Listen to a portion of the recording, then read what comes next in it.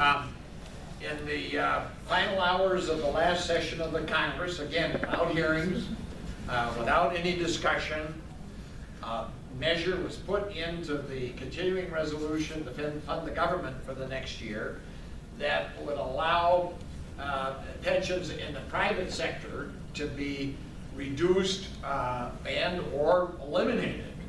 I must tell you, I voted against it.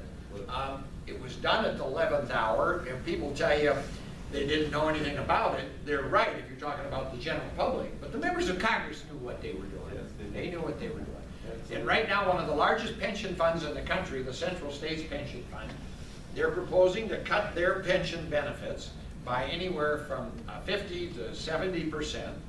I'm fighting it. I've had meetings with Treasury. I've had meetings with Ken Feinberg, who's administering this thing. There's enough money in there. There's enough money in there to secure those pensions for at least the next 10 years.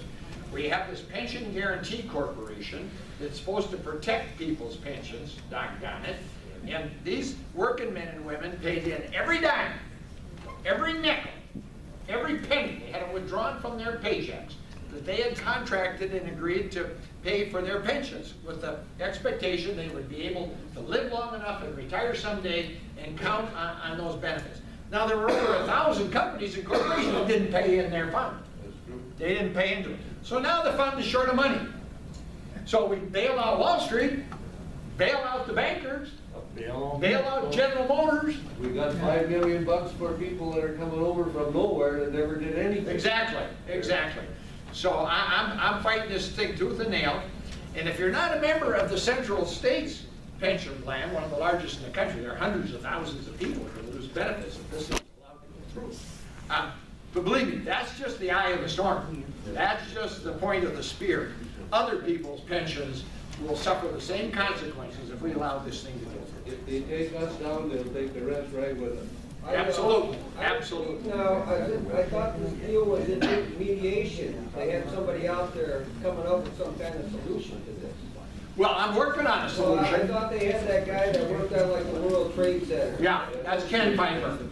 Yeah, so what's, I thought he had some kind of, he's coming back soon. Well, he's volunteered to come back, and he's conducting hearings around the country. I've had private meetings with him in our office in Washington.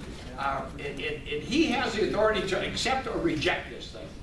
So we're trying to build support. We had a meeting here earlier today with people involved in that fund, trying to build a case to get him to reject that. I'm cautiously optimistic that he will. Keep your fingers crossed. It's doggone important. I'd like to know when that decision is supposed to be made. You know, I go. It's in the next month or two. It's very soon. Well, Congress. One last question. This gentleman here has been trying to get in. What's your feeling on them sanctuary cities? Pardon? The sanctuary cities they got all over the country. The what? The sanctuary cities. Is that what you said? Oh, sanctuary cities. Yeah, yeah. Here in the United States. Yes. You saw one from one end. Yeah. You know, I don't know. I don't know how you create a sanctuary city. I know churches have always been sanctuaries, and I'm okay with that. Real quick, just real quick. I have one question, Congressman Nolan, and a very serious one. And not based on any candidates we have now, but have you ever considered running for president of the United States? He wouldn't have the power. He's not old enough yet. That's awfully nice. Everybody Tony up. It's been suggested. I thought I was too young for something like that. And then Bernie comes along and says, no. Well, let me just correct one thing. I got my whole Heisels and my Hazel camps mixed up earlier.